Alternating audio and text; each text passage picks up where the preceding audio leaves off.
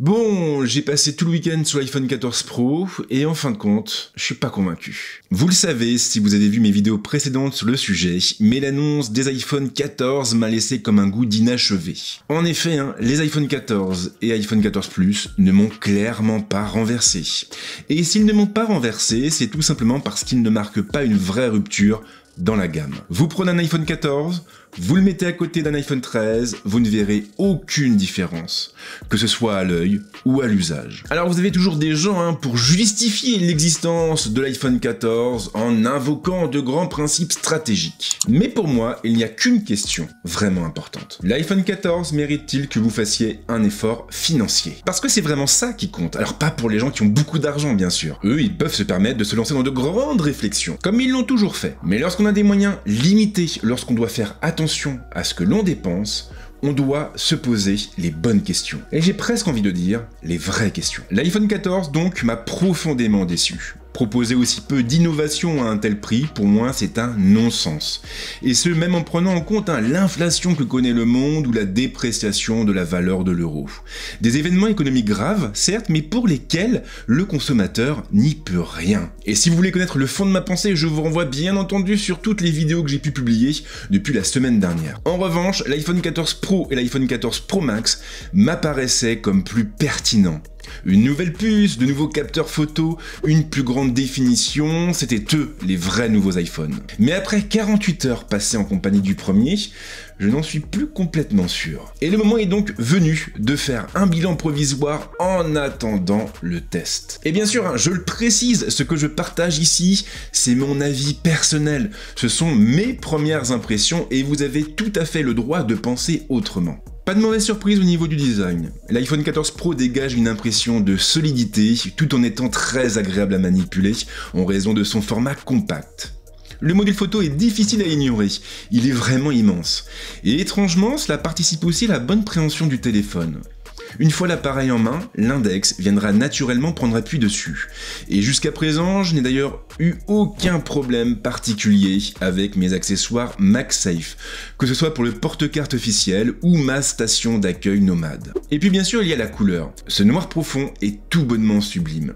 En revanche, il est assez difficile à capter en vidéo et ses plans ne lui rendent clairement pas justice. Mais la vraie nouveauté se trouve à l'avant. Et vous l'aurez compris, je fais allusion à la fameuse pilule. Beaucoup d'entre vous m'ont demandé si elle était gênante, et en réalité, elle ne l'est pas tant que ça. En usage courant, on l'ignore assez facilement, et elle n'est pas plus envahissante que l'encoche. En revanche, quand on regarde un film ou une série sur Netflix, par exemple, et qu'on bascule en plein écran, elle devient beaucoup plus visible. Mais là encore, cela ne m'a pas spécialement dérangé. Et en réalité, pour moi, cette pilule est davantage un atout. Et ce grâce à Dynamic Island. Cette fonction a été perçue par beaucoup de gens comme un cache-misère. Une manière, comme une autre, de nous faire oublier que la marque n'a pas été en mesure de cacher sa caméra frontale et les différents capteurs qui l'accompagnent. Mais en réalité, une autre vérité s'est imposée à moi après ce long week-end passé en compagnie de l'iPhone 14 Pro. Dynamic Island n'est pas juste un arrangement cosmétique destiné à nous faire oublier l'existence de la pilule. L'île s'intègre pleinement à l'interface en offrant un autre niveau d'interaction et en nous faisant gagner un temps précieux au quotidien. Les cas d'usage effectivement sont nombreux. Prenez l'exemple d'Apple Music. Vous êtes chez vous, tranquille dans le canapé, le casque sur les oreilles, vous lancez votre playlist préférée, vous quittez Apple Music, vous repartez sur Safari. Et tout d'un coup, vous tombez sur une piste qui ne vous plaît pas. Avant l'iPhone 14 Pro et l'iPhone 14 Pro Max, avant la pilule, avant Dynamic Island, il fallait ouvrir le centre de contrôle, relancer Apple Music ou même vous appuyer sur l'Apple Watch pour sauter la piste en cours de lecture. Et bien maintenant, vous restez sur Safari, vous prenez votre doigt, vous appuyez sur la pilule, vous avez le petit lecteur qui apparaît et c'est terminé. Il n'y a pas de basculement entre les applications, il n'y a pas de mode fenêtré. En réalité, Dynamic Island va plus loin. Vos applications restent accessibles depuis d'autres applications. Et cela change radicalement l'expérience que l'on a de l'iPhone. Mais aussi beau soit-il, un iPhone a besoin d'une bonne protection et cela nous amène justement au sponsor de cette vidéo, à savoir Pitaka. Pitaka est un accessoiriste un peu à part. Contrairement à beaucoup de ses confrères, il résonne en termes d'écosystème et il est à la tête d'un catalogue regroupant de nombreuses solutions différentes pour nos smartphones, nos tablettes et nos montres connectées, avec un objectif particulièrement ambitieux, prendre soin de notre planète. Les coques de la marque sont ainsi livrées dans des boîtes écologiques faites en matière recyclée, les Sweetbox.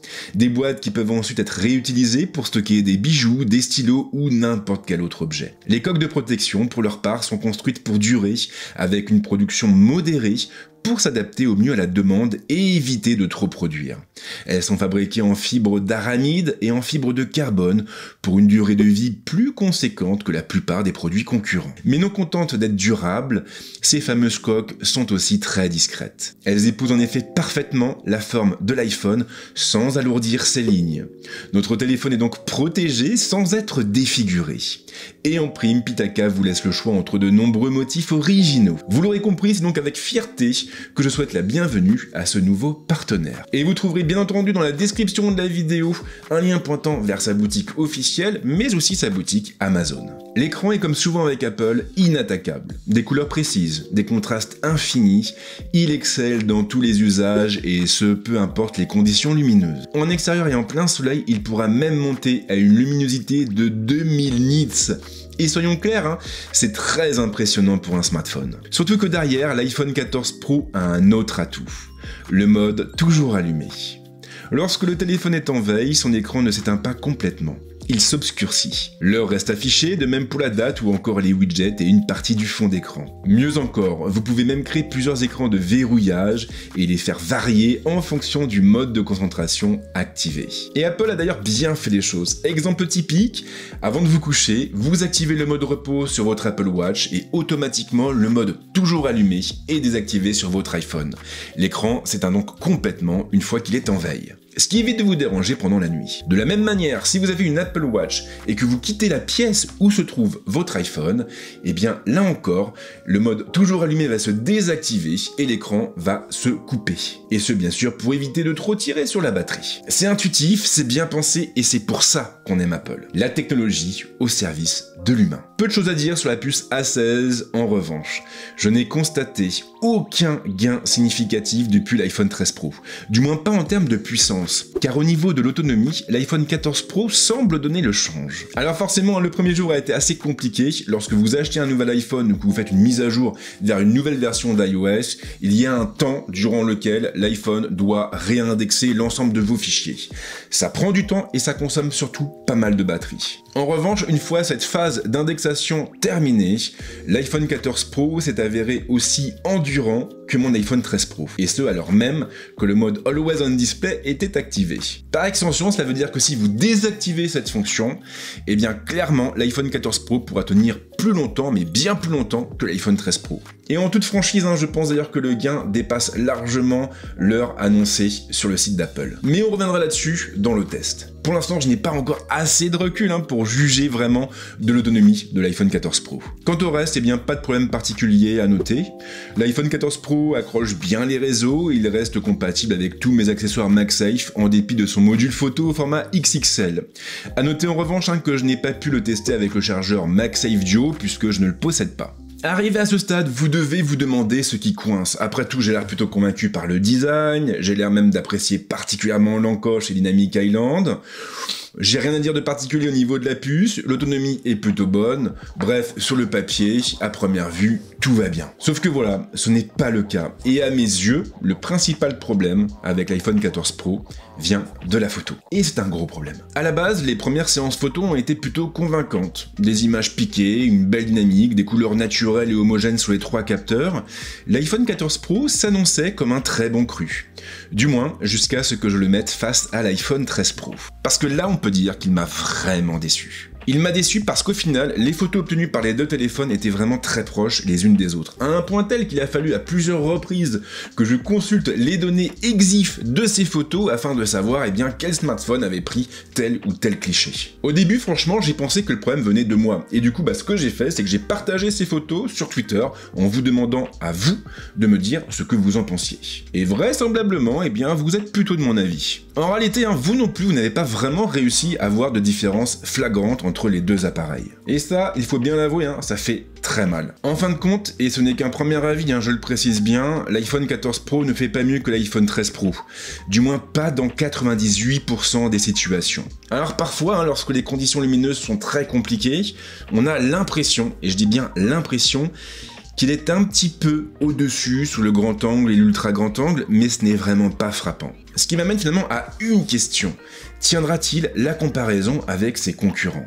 Et je pense notamment aux concurrents de maintenant, mais aussi aux concurrents à venir. Parce que dans moins d'un mois, Google va officialiser les Pixel 7. Des Pixel 7 qui mettront vraisemblablement le focus sur la photo comme à chaque génération. Et vu que l'iPhone 13 Pro avait déjà du mal à tenir face au Pixel 6 Pro, ou même dans certains cas au Pixel 6a, je me dis que ça risque d'être assez compliqué pour l'iPhone 14 Pro. Maintenant, pour un téléphone proposé à ce prix, sincèrement, je m'attendais vraiment à mieux. Je précise en revanche que je parle ici uniquement de la photo et pas de la vidéo. Je vais être honnête avec vous, c'est vraiment la photo qui m'a poussé à acheter un iPhone 14 Pro.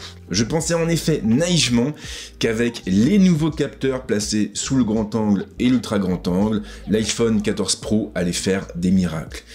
Mais en réalité, après ce week-end passé à shooter, et j'ai shooté à peu près une 50aine de photos, ce qui n'est pas énorme, mais bon quand même, je me demande à quoi sert ce nouveau module photo. Mais vraiment, je me le demande. Maintenant, je sais aussi que parfois on peut avoir des jugements un peu trop hâtifs sur des produits, et c'est la raison pour laquelle je vais prendre mon temps avant de sortir le test de l'iPhone 14 Pro. Un test qui, pour une fois d'ailleurs, sera découpé en deux parties, mais je ne vous en dis pas plus. En revanche, si ce n'est pas déjà fait, je vous encourage vivement à vous abonner pour ne pas louper ces prochaines vidéos. Et si vous avez envie de me soutenir, c'est pas compliqué, il suffit de liker cette vidéo, de la commenter ou même de la partager. Quant à moi, je vous souhaite de passer une bonne semaine ou un bon week-end, et on se retrouve très vite avec d'autres vidéos. Ciao.